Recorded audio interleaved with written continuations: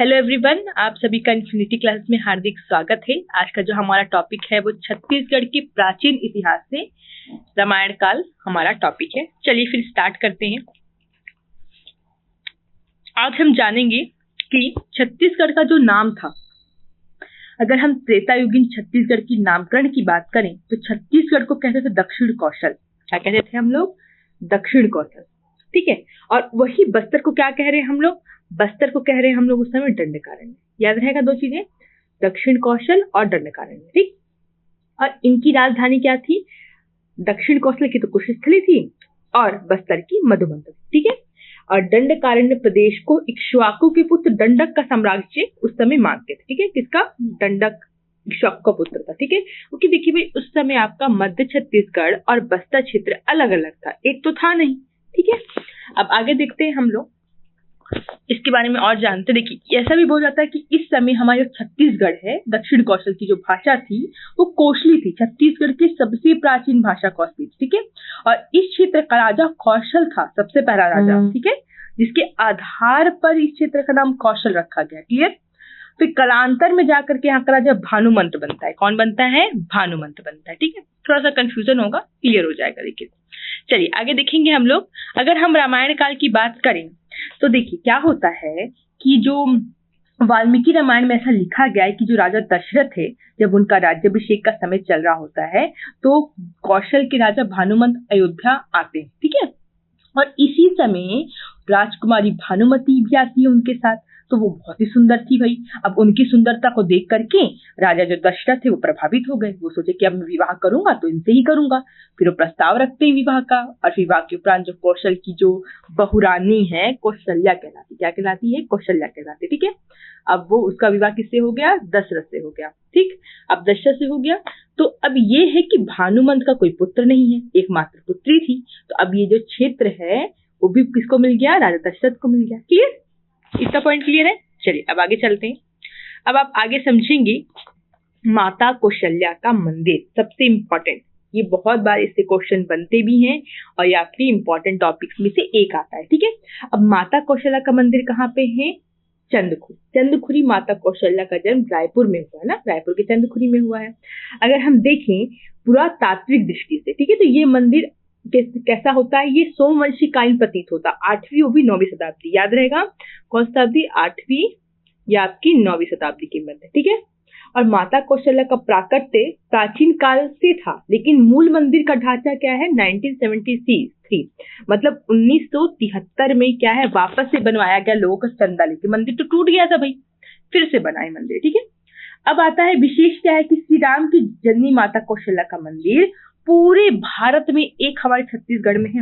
ये क्या है? छत्तीसगढ़ की गौरवपूर्ण अस्मिता का परिचारक है। देखिए, और मंदिर के को किनारे से जोड़ने की विशेष सेतु बना, क्योंकि मंदिर एक जल स्रोत सरोवर में। कैसा? देखिए, ये देख रहे हैं आप, देखिए ये बीचों बीच है। ठीक है। और बीचों बीच है और इसके चारों तरफ क्या पानी है, और ये जो जा रहा है ये सुषेण सेतु है। क्लियर है? आपको याद रहेगा। ठीक। आगे देखिए, अब ये हम देखें, ये है मंदिर का प्रवेश द्वार। देखिए, ये मंदिर का क्या है? प्रवेश द्वार। ठीक है। चलिए, तो इसका तो क्लियर हो गया। अब हम आगे बढ़ते हैं। ठीक है। अब ये कौन है भाई? लव और कुश। सब जानते हैं लव कुश के बारे में, है ना। श्री राम के पश्चात उत्तर कौशल के राजा, उनके जो ज्येष्ठ पुत्र है वो लव बनते हैं। ठीक है। जिसकी राजधानी क्या रहती है? राजधानी रहती है श्रावस्ती। ठीक। और उनके कनिष्ठ पुत्र मतलब छोटे पुत्र कुश को दक्षिण कौशल मिलता है, जिसकी राजधानी क्या रहती है? कुशस्थली या कुशावती। क्लियर रहेगा। अब अगर हम देखें कि माता कौशल्या के जो मंदिर है उसके गर्भगृह में क्या है, तो गर्भगृह में ऐसी प्रतिमा है ना, माता जी की गोद में रामचंद्र जी बाल रूप में बैठे हुए हैं। कितनी अद्भुत प्रतिमा देखिए। ठीक है ना, कितनी अद्भुत प्रतिमा है ये। चलिए आगे देखेंगे हम लोग राम वन गमन पथ के बारे में जानते हैं।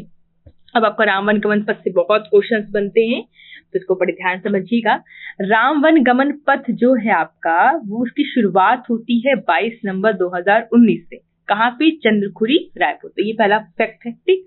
अब इसका उद्घाटन, ये तो शुरुआत हुई है बनने की, अब बन के जब वो रेडी हो गया तो उद्घाटन हुआ आपका 7 अक्टूबर 2021 को चंद्रखुरी, रायपुर में। कितने स्थल चिन्हित है भाई? 75। मतलब भगवान रामचंद्र जी 75 स्थल से गुजरे और प्रथम चरण और द्वितीय चरण, 2 चरणों में इसको विभाजित किया गया। प्रथम चरण में आपके 10 स्थल हैं द्वितीय चरण में 42 स्थल हैं और इसकी कुल लंबाई कितनी है? 2260 किलोमीटर। ठीक है। अब आधार क्या है इसका, क्या देख करके डिसाइड किया गया कि ये जो स्थल है ये राम वन गमन पथ में शामिल होंगे? तो एक है मन्नूलाल यदु की दंडकारण्य रामायण रचना उनकी, और डॉक्टर हेमू यदु की छत्तीसगढ़ पर्यटन में राम वन गमन पथ। ये क्या है? आपकी रचनाएं हैं जिससे हमको जानकारी मिलती है। ऐसा माना जाता है कि शोध के अनुसार कि भगवान राम ने अपनी वनवास काल का 14 वर्ष का लगभग 10 वर्ष हमारे छत्तीसगढ़ में दंडक वन में यही व्यतीत किया है। ठीक है, क्लियर है इतना पॉइंट आप लोग को? चलिए अब हमको देखना है राम वन गमन पथ। बहुत ध्यान समझिएगा, प्रथम चरण है, बहुत इंपॉर्टेंट क्वेश्चन इससे आते हैं।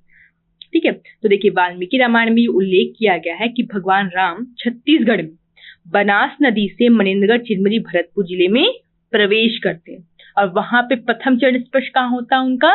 सीतामढ़ी हर चौका या सीतामढ़ी घाघरा। तो सबसे पहला स्थल जो हमारा है वो है आपका मनेन्द्रगढ़ चिरमिरी भरतपुर सीतामढ़ी हर चौका। यहाँ पे क्या भगवान श्री राम की प्रथम चरण स्पर्श हुआ है, मतलब पहली बार आए हैं भगवान रामचंद्र जी। फिर दूसरा स्थल जो है आपका वो क्या है? वो है आपका सरगुजा, जिसका आपका क्या है? सीता बेगरा और जोगी मारा है ना, और लक्ष्मण बेगरा, सब गुफाएं जो हैं आपकी वो सरगुजा के रामगढ़ की गुफा में स्थित है। ठीक है, अब इसके आगे आप जैसे जाएंगे तो आपका आता है जांजगीर चांपा। ठीक है, क्या आता है आपका? जांजगीर चांपा, जहाँ पे क्या है?